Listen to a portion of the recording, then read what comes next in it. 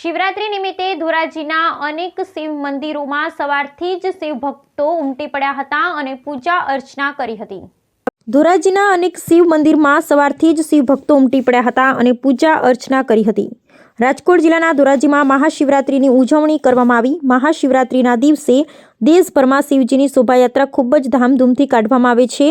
એટલું જ નહીં, મંદિરો અને શિવાલયોમાં મહાશિવરાત્રિ પર વિશેષ પૂજા અને પ્રાર્થના પણ કરવામાં આવે છે। મહાશિવરાત્રિના અવસર પર ઘણા મંદિરોમાં મહાદેવનો ખાસ શણગાર કરવામાં આવે છે। મહાશિવરાત્રિ પર ઉપવાસ રાખવાથી અને વિધિ વિધાન મુજબ પૂજા કરવાથી ભક્તોની બધી મનોકામના પૂર્ણ થાય છે। ત્યારે ધોરાજી શહેરના અનેક શિવાલયમાં, જેમાં કાશી વિશ્વનાથ મહાદેવ, કષ્ટભંજન મહાદેવ, પંચેશ્વર મહાદેવ, દિનેશ્વર મહાદેવ જેવા અનેક મંદિરોમાં સવારથી જ શિવ ભક્તો પૂજા અર્ચના કરવા ઉમટી પડ્યા હતા અને રાત્રે અનેક મંદિરોમાં મહાઆરતી કરવામાં આવી અને બધા જ મંદિરોમાં હર હર મહાદેવ, હર હર મહાદેવના નામથી ગુંજી ઉઠ્યા હતા અને શિવ ભક્તોએ ભાંગનો પ્રસાદ લીધો હતો। આપનું નામ? દિનેશ મારુતિરાવ પવાર।